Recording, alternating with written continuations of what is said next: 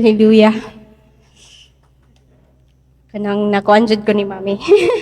But I thank God for this opportunity na gihatag ni Lord sa ako to share, to be part of His kingdom nga i-share ang niya goodness. Yes. Okay, can we please read the verse? In Luke chapter 8, verse 22 to 25. Let's all read. Now it happened on a certain day that he got into a boat with his disciples, and he said to them, "Let us cross over the other side of the lake." And they launched out. But as they were sailed, he fell asleep, and a windstorm came down on the lake, and they were filling with water and were in jeopardy. And they came to him and awake him, saying, "Master, Master, we are perishing." Then he arose and rebuked the wind and the raging of the water, and they ceased, and there was a calm. But he said to them, "Where is your faith?" And they were afraid and marveled, saying to one another, "Who can this be? For he commands even the winds and the water, and they obey him." Hallelujah. We have the God who calms the storm in us. Hallelujah. Yes, let's all pray. Hallelujah. Loving Heavenly Abba Father, Father God, we thank you for this day. We thank you for your word na mag-manifest, Lord, hamong mga kasing-kasing, Panginoon. Lord, lead this congregation, Panginoon. Speak in us. Connect with us, Lord. And let your word overflow in our hearts, Lord God. Na mauli kami sa among balay with full of encouragement, full of your word, Lord. Hallelujah. Purihin ka, Lord God. In Jesus' name we pray. Amen. Okay. So, ang akong topic karon nga i-share kaninyo is murag glycine na ba kay paulit-ulit na lang. So I call it, or I title it, Steady in the Storm. Mo na ta. Di jud ko ka steady kay bagyo na rabat na oy. Ang uban oy nagpanic buying niya. Kami panic lang, wala buying kay wala may kwarta. Ana. So when we say steady in the storm, it is easy to say than done. Lisod jud ba? Lisod yung mag-steady ka sa storm niya, imong balay, nawala na ang kanang bongbong niya. Gilutingan na ka. So, yes. Yes, lisod jud kaayo, kanang mo steady ra jud kay wa kay buhaton. So, in my personal testimony, I have encountered great or kusog kayo na typhoon. That is November 28, 2013, Super Typhoon Haiyan Yolanda that I killed over 10,000 people in Leyte. And we and my brothers and his wife was there. So we are in Tacloban City. So, ikaw, if naa ka sa anang situation, di jud ka kanang ka-steady ra jud. Like, we are walking on that padoong dito na imong makita kay mga patay, then kanang mga balay, and you will feel sa kanang the whole place that totally devastated, and even ikaw wag tangan jud ka og paglaom. Then niagi mi sa akong kuya didto sa Tan-awan Leyte, where every street na jud gihaya ang mga dead bodies or carcasses. Then ako as a bata, then ang akong family naa sa Burawen, then Tan-awan, one municipality pa bago mag-Burawen. So ako pag nakita ko ang mga dead bodies, then I feel discouraged and hopeless.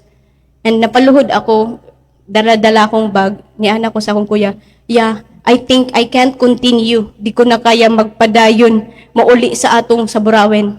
Di ko magpadayon mauli sa Burawen kay patay na jud atong family. Kay ang dito sa Tanawan Leyte is totally devastated jud. Wala jud kay makakita ra kag 4 people, 5, 6, 7 ana lang maihap ra ang tao didto. So ni ana akong kuya, nganong ma-discourage man ka? Walay dagat dito sa Burawen. So save ra jud atong pamilya, and then uli ko dito sa Leyte, and praise God na adto dito akong pamilya, buhi jud sila. So kung napadayon ra jud ko sa akong kanang discouragement, wala jud. So next is Typhoon Odette. Ni ana jud ko, Lord, ni ari naman ko sa Cebu, nganong nanapod pug bagyo, ni ana jud ko na sa manin bagyo nganong gigukod man ko ani na niabot jud ko kaniyo kana ang place namo sa boarding house.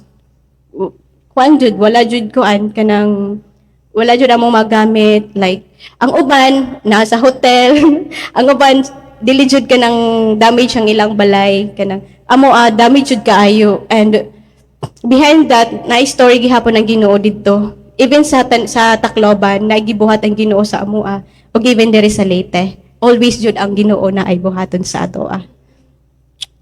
Okay, so ingon man naton whether we say it whether we agree it or not, tananta moagi og storm sa atong kinabuhi. Di ba? Moagi jud tag storm sa atong kinabuhi. Di jud nato malikayan ang storm sa atong kinabuhi. Di ba? So there are 3 types of storm a person may encounter in life. First is physical storm. Second is personal storm. And third is spiritual storm. Third, unsa man ang physical storm? Okay. Physical storm, it may be marked by a significant disruptions to normal conditions such as strong wind, tornadoes, hail, thunder and lightning, oral reading na heavy precipitation, kana basta bagyo jud nga kanang kuan kanang sa atong atmosphere. Then second is personal storm. Unsa man ang personal storm there? Personal storm, these represent challenges, difficulties, impediments, suffering, or hard times a person is bound to encounter in life, like sickness, broken relationships, debts, financial problems, and even death and life situations. Then the third is spiritual storm. Okay, those are the traumas, fears nato, doubts, anxieties, insecurities, hopelessness na na-feel nato caused by our personal challenges in life. Example, death of our loved ones, or kanang na-broken kuter, broken-hearted, anak, kanang, yes. So, let's go back to Luke chapter 8, verse 22 and 25. Now it happened on a certain day that he got into the boat with his disciples. So this is Jesus. And he said to them, "Let us cross over to the other side of the lake," and they launched out. So si Lord Jesus, iya siya gikaman ng iyang mga disciples na, tara, ato ta sa other side of the lake. Then nisakay siya sa boat. Ang mga disciples, dili sila kay balo, what will happen in the middle? What will happen in the middle? But God knows it already. Nakaunsay may nabo. So they sailed, and he fell asleep, and a windstorm came down on the lake, and they were filling with water and were in jeopardy. Saan na to? So, and ato na, di ba? We as a person, yun, when it comes to kanang storms na bitaw, makapil jud tag kanang pagkabalaka, human as we are, makapil jud tag pagkabalaka, pagkahadlok. So, same as the disciples.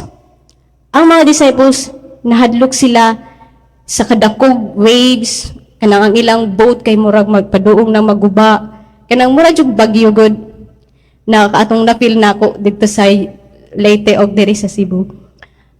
Then gipukaw nila si Lord Jesus, ana sila, "Master, Master, we are perishing." Then he arose and rebuked the wind and raging of the water, and they ceased, and there was a calm. So dito na ba kutob kanang niana na si Lord, "Peace be still," dito sa kuan sa dagat niya na ra ba dito ra ba? No. But he said to them, gibalikan ni Lord ang iyang mga disciples, where is your faith? Ipangutana ni Lord, asa ang inyong mga pagtuo? Nabatay pagtuo? Amen. Naatay pagtuo. So, kanang sitwasyon na gitanaw ni Lord ang atong mga kasing-kasing or gitanaw ta asang atong mga kuan, asa atong pagtuo sa iya. So, they marveled, just like us, when the Lord is kanang gina-rescue ta ni Lord, we always na-amaze ta sa iyang gibuhat sa ato.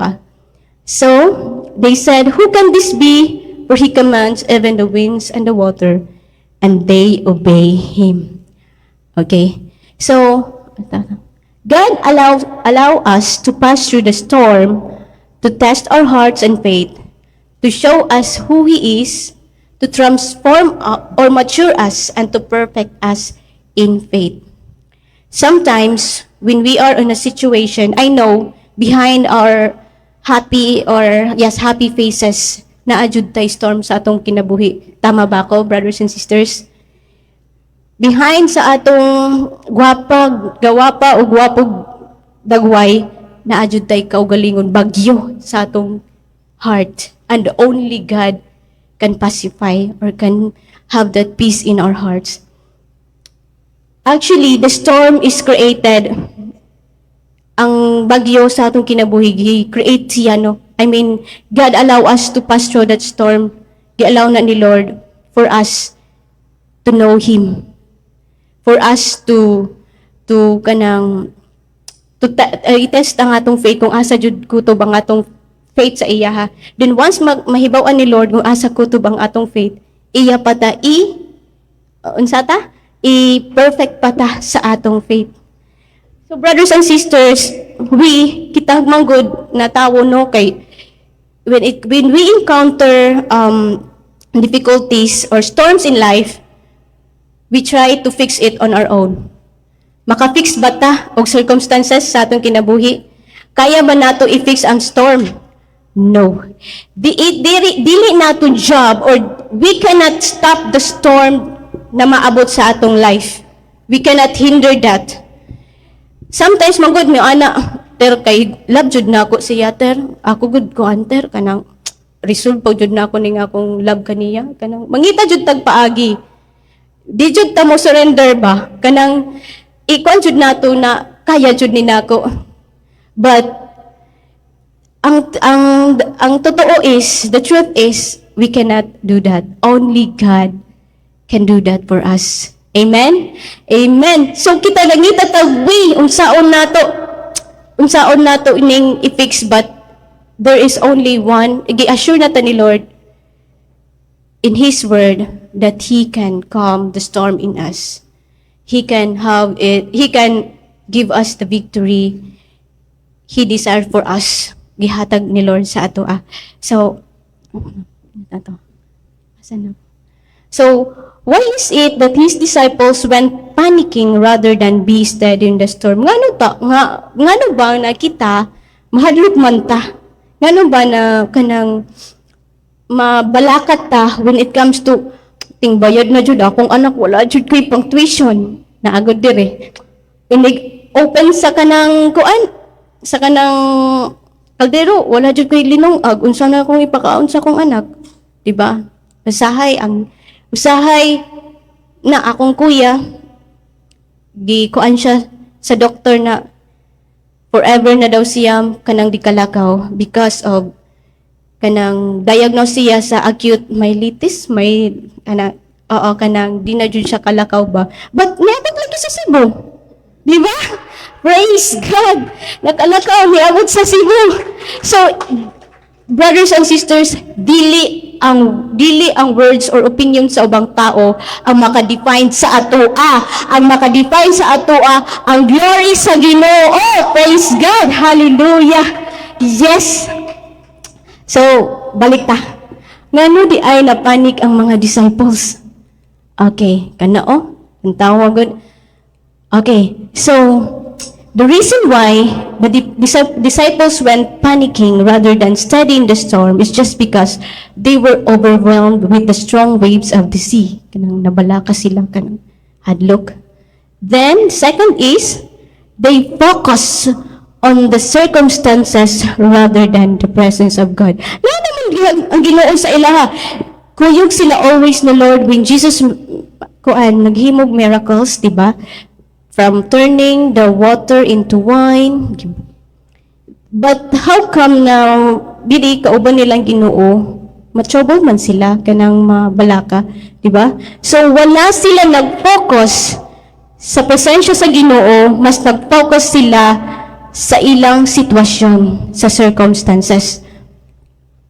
So, focusing on circumstances rather than God can lead to dwelling on problems and doubts, ultimately hindering trust and faith. So instead, shifting your focus to God, His promises and His presence can bring peace and strength during difficult times.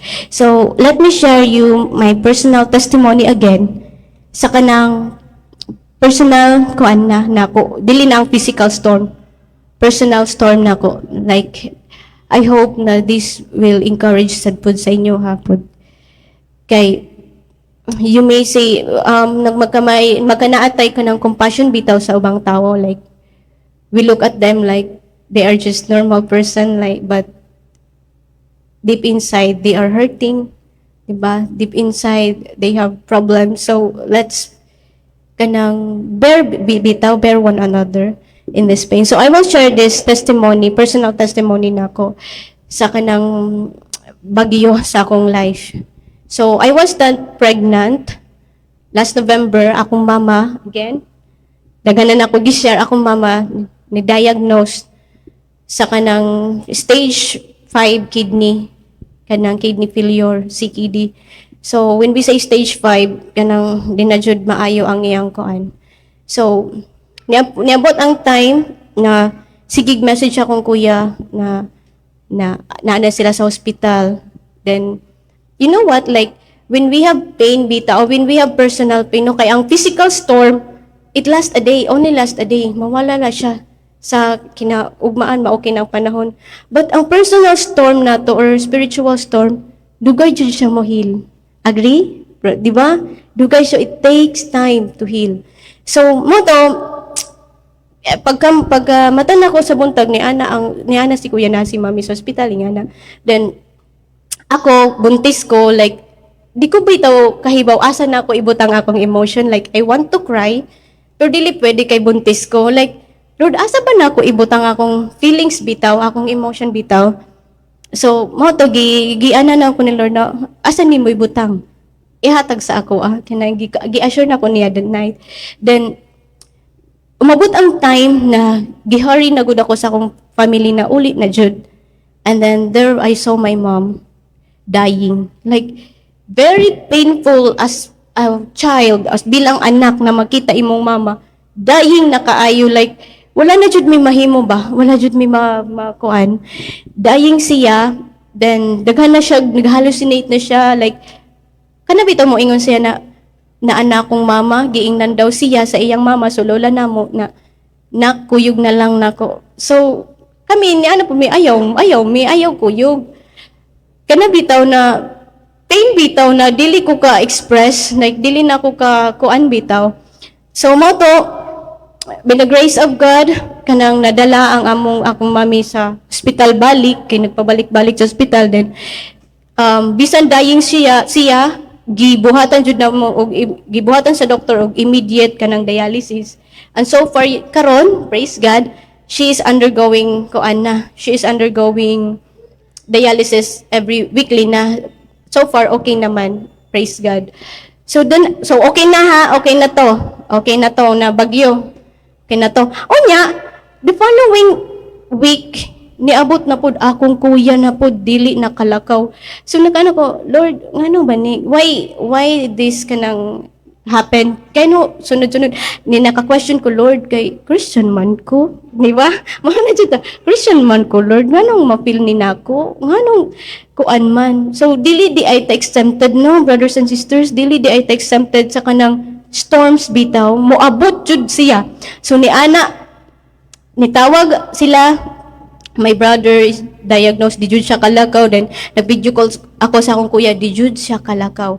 So, ni Ana ko, Lord, bombarded na akong heart ba kay sobrang kapoy na, like we are nagpiproblema na jud kami, dili na jud kanang kuan appeal pati ang financial problem ba, daghan na jud ba, dili na jud kanang sickness, dili na jud kuan pati jud relationship sa family guro na usa man tanan, oy na isa naman gud tanan ni nadaghan ba. So mao to na kuan kanang kuan sa akong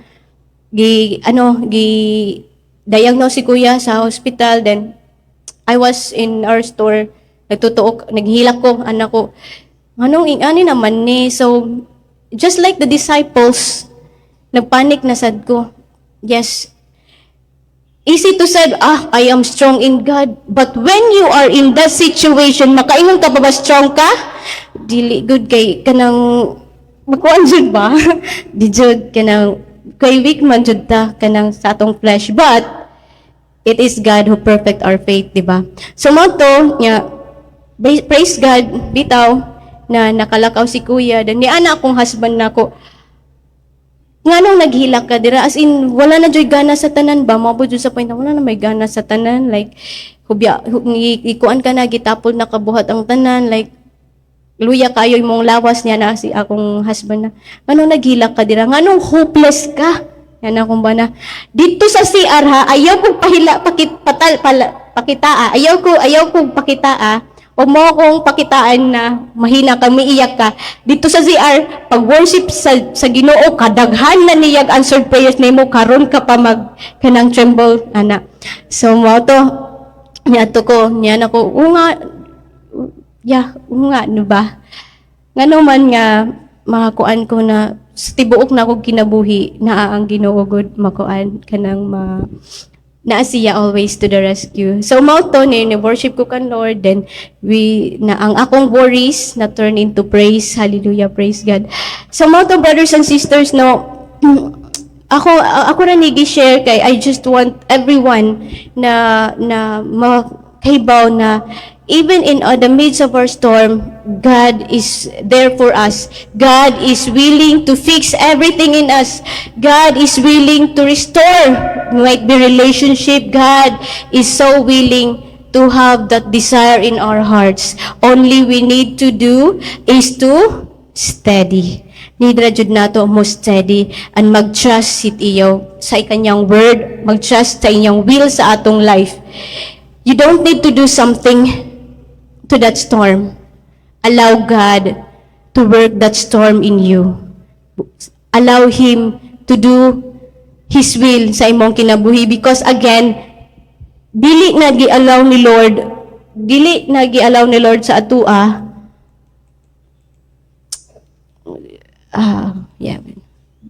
dili na gi-allow ni Lord sa atua ang storm para sa unsala. We can pass through the storm to test us and to mature us, di ba? Gi-allow ni Lord na mahinabo na sa atua para mag-mature ta, mag-grow ta sa iya. Just like karon na akong sitwasyon, gibagyo sagpod ko aning text ni Mommy Grace. Roslyn, ikaw mo preach karon bagyo jud. Ano man, Mommy Grace, akong kuya na lang kay ana jud to siya magwali, ako di jud. Then mao to na nangayon ako kan, Lord, ikaw na jud bahalan. Even kanina nag-worship, magkurog ko dito. Sige la Lord, ikaw na bahala ni Lord. Kay ni ana jud ka, peace be still. Ni ana jud ka, be steady. Mo steady ra jud ko kay lisod man mag-share kog steady in the storm nga nagkurog ko. Di ba niya na ko, ikaw na rin bahala, Lord, sa ako. Then, praise God. Hallelujah. Makakuan jud ta, makarely jud ta sa atong buhi nga Ginoo. Amen? Amen. So, bona, brothers and sisters, kanang whatever you are feeling right now, you are feeling down, feeling hopeless, kanang you feel like you're empty, kanang you want to restore things na kanang you think na kaya mo ma-restore, but allow it God. Allow mo si Lord. Allow God to do that for you. Because you are not here to be just an individual. You are here to know that your Father knows everything. You are here para ipakita ni Lord ang glory. Diba? Just like His disciples, ang mga disciples, wala na jud sila ni adto na nilantaw. Wala na jud sila ni adto para makafeel og storm, but God showed them that even the wind, the storm na obey sa iya. So we have that kind of God na kaya na even ang mga wind, ang mga storm sa atong kinabuhi, kaya gud niya ipacify, kaya jud niya tambalon. Amen. So dili ang uban na tao, again, dili ang opinion sa uban ang mag-define sa atua, dili ang mga failures nato ang mag-define sa atua, dili ang mga kakulangan nato ang mag-define sa atua. Our definition is in God, naa sa kang Lord, naa sa iya. Si Lord kay naa sa iyang tanan. If naa sa iyang tanan, naasad pod sa iyang mga anak. Anak ba ta niya? Amen, anak ta ni Lord. So, brothers and sisters, unsaon man nato para maging steady sa storm? Okay, bala na. Okay, so, conclusion naman. Dali, Junter, oy. Okay, bitsa. Okay, so, to steady in the storm means sing praises to God in the midst of difficulties. Bisag naa ka sa midst of difficulties, sing praises to God. Kaya while you are praising, God is talking to your heart that I am here, I can do that, I can help you.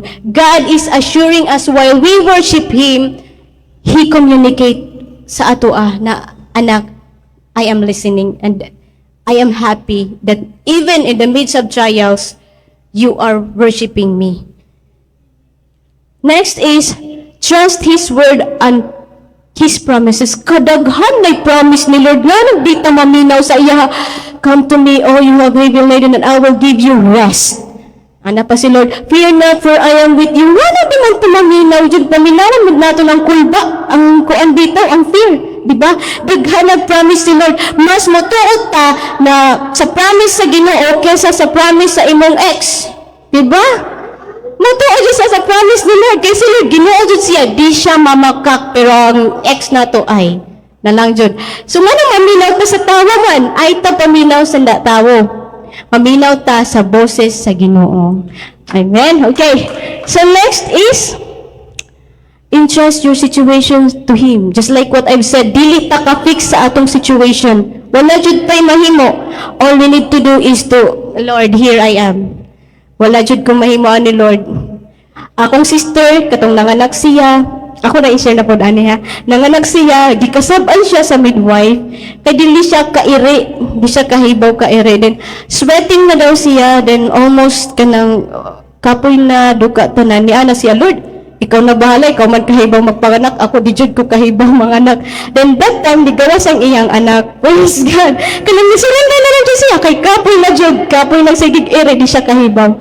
Hallelujah, praise God. So, entrust your situation to sa Ginoo, might be exam, whatever it is, na imong situation na akakaron, i-surrender na jud, bisag, how deep is that kanang pain, how deep is that situation? Trust kang Lord. Amen? Entrust mo sa Kanya ang situation mo. Then, always meditate His goodness and His character. Sometimes, when we encounter problems, di na jud na to ma-meditate ang goodness ni Lord. Like, today, naka-experience ta, gi-bless ta ni Lord. Then, niabot ang problem, wala na tayo nalamang sa kanang bless ni Lord.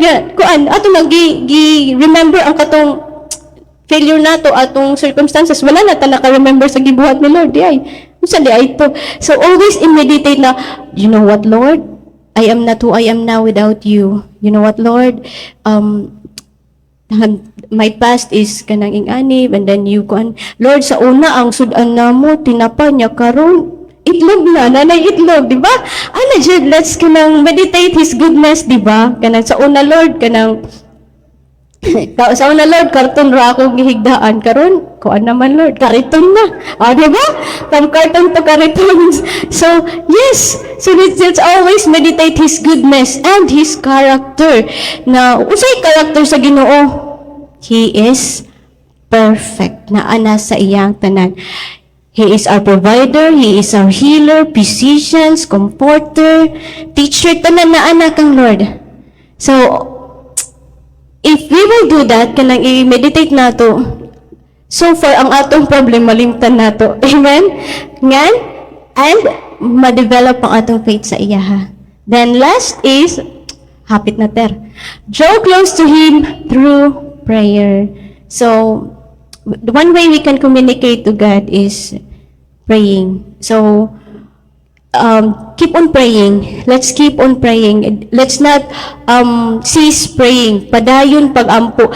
You know what? I just want to thank my brothers and sisters sa IT Park. During katong times na himami 50-50 sa hospital, then they contact me. They said, Ate, we're praying your mom. Pabuntagay. So, binuntagay silang nag-pray. So there is a power in prayer na manifest yun ang prayer yun. Because our God is the God who answered prayers. Hallelujah. Thank you, Lord Jesus. Then the last one is, why? Yield on to His will. So, we cannot kanang surpass bitaw a situation na paulit-ulit mo ginagawa. Like, ang imong will ra gihapon ang nasunod, di jud ta ka alinggawas, di jud ta ka kuan bitaw ana, like di ta ka breakthrough if we keep on doing the things na magpahamak sa atua. Like, for example, kanang relationship, example like wala jud koy lain example ani ba. So relationship na always na nakita na nimo red flag na siya, di jud ka mo mustira jud gihapon ka, di ba? So yield on to God's will, not your own will, because God's will is way perfect, way higher than ours. So motto, brothers and sisters, I know it's easy to say than done. We study in the storm, but as we study in the storm, the good thing is that sa atong storm, naa siya, naatay masaligan sa atong storm. We are not alone sa atong bagyo, sa atong kinabuhi. God is constant sa atoa. God is always here. God is always listening. God is always waiting for you to yield on to His will, to yield on to His promise, to yield on to His divinity. Okay? Then, wala na di ay. Praise God, hallelujah. So yes, so praise God, and come Lord, to God be all the glory.